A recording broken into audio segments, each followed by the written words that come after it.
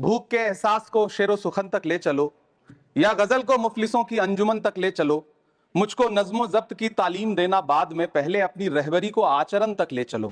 हमारी new education policy कहती है कि टेक्नोलॉजी पे जोर दिया जाए। जब इस देश में 80 करोड़ लोग 5 किलो राशन पे गुजारा कर रहे हो, तो क्या उन परिवारों तक इंटरनेट, कंप्यूटर, लैपटॉप जैसी सुविधाएं पहुंचाने के लिए कोई रोड मैप है ताकि उनके बच्चों को शिक्षित किया जा सके? पिछले दिनों एक महिला भी नकाबपोश जिसने छात्रावास में लाठी बरसाई थी, डंडे चलाए थे, वो आज तक उसकी पहचान नहीं की जा सकी, दिल्ली पुलिस उसे ढूंढ नहीं सकी। कि पूरे देश में, पूरी दुनिया में प्रधानमंत्री जी जाकर के महात्मा गांधी जी की मूर्ति के सामने सर झुकाते हैं, उन्हें फूल चढ़ाते हैं, लेकिन आप ही की सरकार एनआईटी कैलिकट में प्रोफेसर साइजा ए को योजना और विकास विभाग का डीन बना देती है, जो खुल करके कहती हैं कि मेरी नजर में नाथूराम गोडसे तो बहुत महान था। कि देवनागरी में लिखते हुए जो नुक्ते लगाए जाते थे, जिनको यह कहा जाता है कि वो उर्दू से आते हैं, उनको अघोषित तौर पर रोक दिया है कि नई छपने वाली किसी भी किताब में नुक्ता नहीं लगाया जाएगा। आप बेसिक तौर पे एक नया इतिहास पढ़ाने के चक्कर में बच्चों को, छोटे बच्चों को जो गुमराह करके उनको एक झूठा इतिहास पढ़ाने का प्रयास कर रहे हैं, आगे चल के दुनिया में वो बच्चे कहां सस्टेन करेंगे? इमरान प्रतापगढ़ी, 6 मिनट आपके पास। धन्यवाद सभापति महोदय। भूख के एहसास को शेरो सुखन तक ले चलो, या गजल को मुफलिसों की अंजुमन तक ले चलो। मुझको नज्मो जब्त की तालीम देना बाद में, पहले अपनी रहबरी को आचरण तक ले चलो। सभापति महोदय, मैं न्यू एजुकेशन पॉलिसी पे बात करने के लिए खड़ा हुआ हूं। माननीय मंत्री जी यहां मौजूद हैं। न्यू एजुकेशन पॉलिसी कहती है कि हमारा जोर टीचर्स ट्रेनिंग पर होना चाहिए, लेकिन जो नेशनल सैंपल सर्वे ऑफिस का आंकड़ा है वो कहता है कि इस देश में सिर्फ 13% टीचर हैं जो ट्रेंड हैं। तो मैं माननीय मंत्री जी से जानना चाहता हूं कि क्या जो 87% टीचर्स हैं जिन्हें ट्रेनिंग देने की अभी जरूरत है, उनको ट्रेनिंग देने के लिए हमारे पास क्या रोड मैप रहेगा, और क्या हमारे पास इतने बड़े पैमाने पर कॉलेजेस हैं, रिसोर्सेज हैं जिनसे उन्हें ट्रेन किया जा सके? हमारी न्यू एजुकेशन पॉलिसी कहती है कि टेक्नोलॉजी पे जोर दिया जाए, और टेक्नोलॉजी के सहारे पढ़ाई को हमने कोविड के दौरान देखा भी है कि किस तरह से बच्चों को टेक्नोलॉजी के सहारे पढ़ाया गया। लेकिन मैं माननीय मंत्री जी से पूछना चाहता हूं कि जब इस देश में 80 करोड़ लोग 5 किलो राशन पे गुजारा कर रहे हो, तो क्या उन परिवारों तक इंटरनेट, कंप्यूटर, लैपटॉप जैसी सुविधाएं पहुंचाने के लिए कोई रोड मैप है ताकि उनके बच्चों को शिक्षित किया जा सके? मैं एक बहुत महत्वपूर्ण बात और सभापति महोदय यहां कहना चाहता हूं कि माइनॉरिटी कम्युनिटी से जुड़ा हुआ जो मदरसा एजुकेशन का पैटर्न है, उस पे बहुत गंभीरता से माननीय मंत्री जी से पूछना चाहता हूं कि जो न्यू एजुकेशन पॉलिसी है, कुछ मदरसे ऐसे हैं जिनको सरकार रिकॉग्नाइज करती है, लेकिन कुछ बड़े शिक्षण संस्थान हैं, नदवा और देवबंद जैसे, क्या न्यू एजुकेशन पॉलिसी के कॉन्टेस्ट में आपने इन बड़े संस्थानों से डायलॉग करने का कोई मानक या कोई बातचीत शुरू करने का प्लान बनाया है या नहीं? ये मैं पूछना चाहता हूं। और एक बहुत महत्वपूर्ण बात मंत्री जी से मैं पूछना चाहता हूं कि बहुत सारे माइनॉरिटी इंस्टीट्यूट थे जहां पर स्कॉलरशिप का प्रावधान था, लेकिन आपने मौलाना आजाद नेशनल फेलोशिप को एक झटके में बंद कर दिया। हजारों लाखों छात्र जो उस स्कॉलरशिप के भरोसे अपनी शिक्षा ग्रहण कर रहे थे। एक तरफ प्रधानमंत्री जी कहते हैं सबका साथ सबका विकास, एक हाथ में कंप्यूटर एक हाथ में कुरान, लेकिन जब स्कॉलरशिप आप बंद कर देते हैं तो गरीब तबके से आने वाला अल्पसंख्यक समुदाय के जो बच्चे हैं, उनकी शिक्षा व्यवस्था को लेकर के, उनकी शिक्षा को आगे बढ़ाने को लेकर के आपके पास क्या प्लान है? मैं माननीय शिक्षा मंत्री जी यहां पर बैठे हैं, उनसे कहना चाहता हूं कि पूरे देश में, पूरी दुनिया में प्रधानमंत्री जी जाकर के महात्मा गांधी जी की मूर्ति के सामने सर झुकाते हैं, उन्हें फूल चढ़ाते हैं, लेकिन आप ही की सरकार एनआईटी कैलिकट में प्रोफेसर साइजा ए को योजना और विकास विभाग का डीन बना देती है, जो खुल करके कहती हैं कि मेरी नजर में नाथूराम गोडसे तो बहुत महान था। तो आपकी नई एजुकेशन पॉलिसी ये है, इस दिशा में जा रही है? मैं आपके महोदय से, सभापति महोदय, ये कहना चाहता हूं कि किस तरह से एनसीईआरटी की किताबों में सांप्रदायिकता को परोसा जा रहा है।